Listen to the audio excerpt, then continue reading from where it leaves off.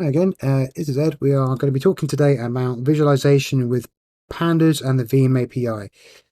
I'm changing things up slightly this time because I think the last few videos were a bit boring to look at. They're just looking at VS Code. So I'm using this beautiful desktop from Manjaro. We're going to be using a different method of accessing a Jupyter notebook, and that's going to be using Jupyter Lab. Now, the installation of that is a bit different. Just got the docs up here. When you install Jupyter Lab, you have to use pip install Jupyter Lab like so. So if we go there, and I'm going to open a terminal in where I've downloaded the Git repository from a GitHub, and this actually includes the part 7 that we're talking through today. So open the terminal. I paste in pip install Jupyter Lab like so. I won't need that because I've already got it in there, but once you've done that, you will have access to it. And once you're there, you can now go Jupyter-Lab for some reason. I don't know why they've changed it up where they put the dash in the middle when you're running it, but okay. And hitting that, and it will essentially run a web server, and it will bring up the Jupyter Lab environment. And you can see that it's very much the same as VS Code, apart from that it's not in dark mode. I haven't actually trying to change out the theme. Let's see if we can do Jupyter Lab theme. There we go, even better. Okay, that makes us feel more at home here. What we're going to do is, now we've got the data out of the API, how can we make something that looks nice? Now, there's a few different ways of doing it. The first one we're going to be talking about is something called Matplotlib.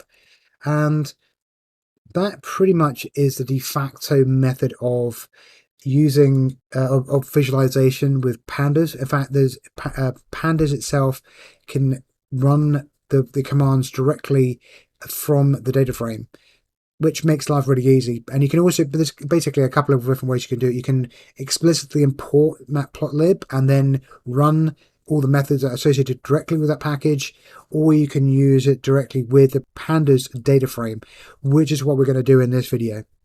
We're also going to be looking at another package called Bokeh, which is another fantastic library for data visualization.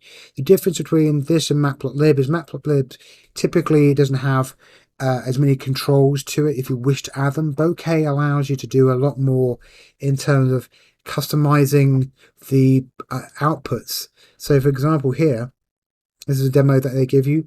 So you can see on the left hand side, you can actually scroll down and look at different data points within the GUI. You can like increase and decrease the amount of views we have here. It can do searches and all sorts of stuff. Now, I honestly haven't got even scratched the surface of what is possible here, but I am going to be trying to in the near future. Right, so we're going to walk through this. So I'm just going to go Shift Enter to run each of the cells. If you remember from last time, you can do all the imports here. I haven't imported all the libraries. I haven't imported the Bokeh library yet. So I'm just going to do the other ones. I'm going to connect to the APIs. So I'm going to put in my IP address of my enterprise manager, 192.168.1.3.137. My username, and my password. Okay, so that's that done. So I've now connected, and we are going to create the function like we did last time to do the get requests. And I will update this at some point. We have to re-enter the enterprise manager here because this is actually when we're going to be making the request, and we're not using, we're creating our own request function here. So we're just taking the headers that we got from Easy Connect, and we are passing those headers into the request at this point. But I still need to enter the IP address to send it to that address. And now we can actually go and get the data. So this is using the function that we created earlier. Okay, now we're going to doing the similar kind of filtering we did in the last videos, where we grab the object. So if I just add another, I'm going to put add box in there. I'm going to be underscore data, and we can see that's the object like we had before. And we want to filter the data down just to the bits that we need. So I'm going to run that. So that's now given me a new list called filtered underscore BU. And we're going to use that to create a data frame like we did previously.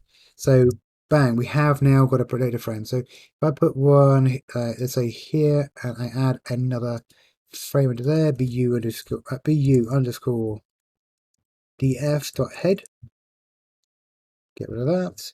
You can see that we now have all the VIB and VBK files, all the attributes, all my backups in there. So these are the backup files as well. These are not just the configure jobs. Now, if we want to get an accurate understanding of what kind of compression that we're getting on most backups, we really need to look at the VIB files or the incremental backup files. So we are going to filter out just those files. Now you see I've got I've got that little thing at the end there.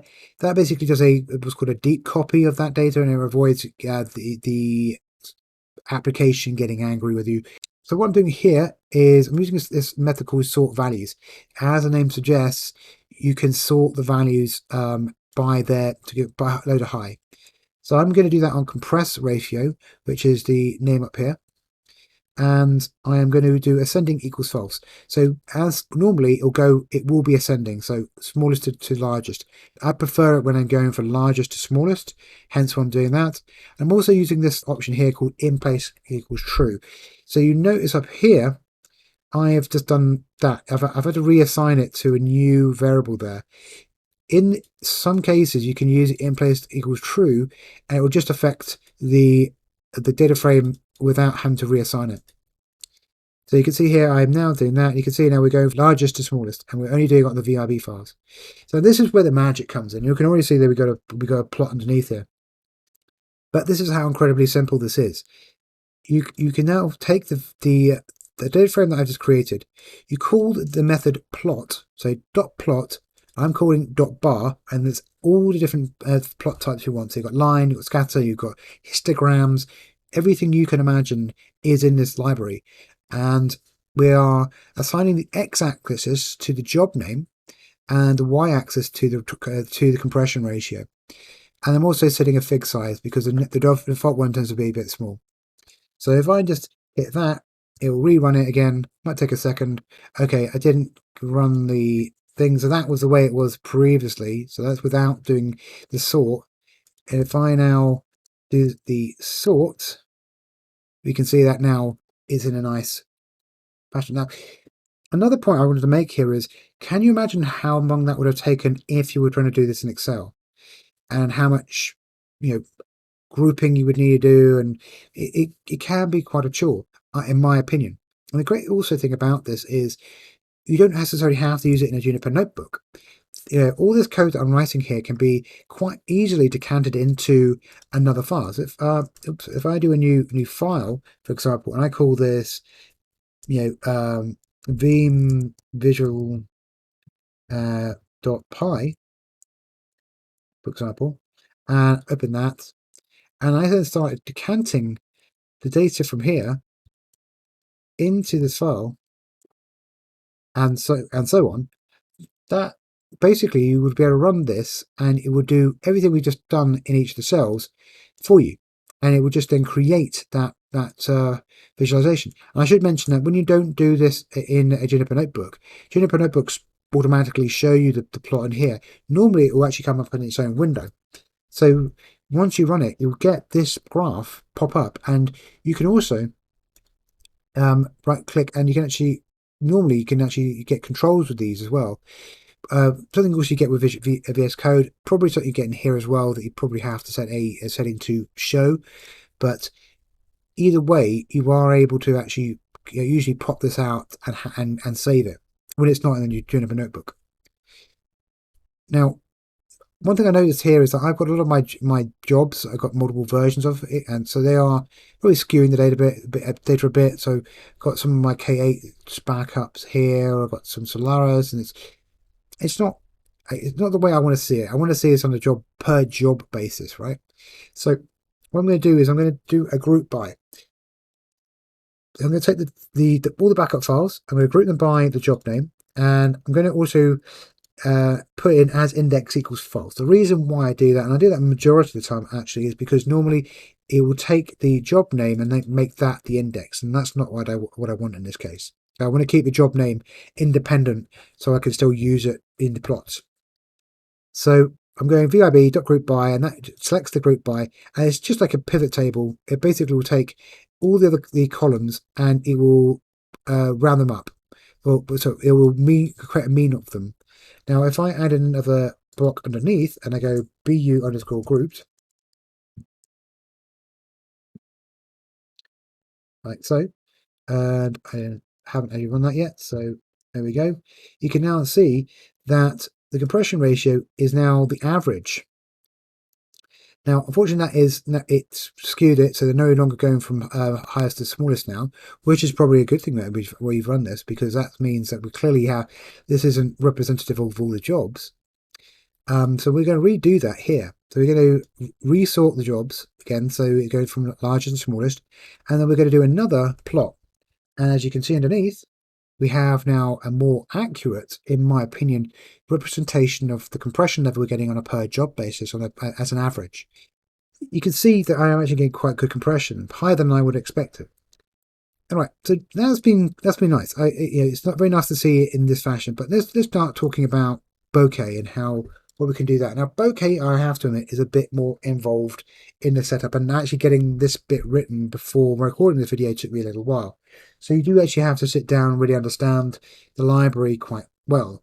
And I don't really want to go into the specifics in this video because, to be honest, there are other videos on YouTube, ones I actually watched to actually put this together, that explain these concepts far better than I will. And I'm not going to say that I'm a data scientist here. I'm just an enthusiast who can see the benefit of Python when it comes to doing data analysis for backup, and specifically with Veeam. So I will just go through a couple of things. That bit I'm not going to go into. This is just going to set the output. This is setting up the settings for the output figure. So, the width, the height, the label axis, and a few other things. And then I'm also rotating the angle of the labels at the bottom there. And I'm then going to be outputting to a vertical bar. So that is, they class this as a vertical bar here. So horizontal bar was if this was invert with the lines going upwards here. So, okay, I'm just going to show you the results. I'm going to run it, and it will open the web page up like so.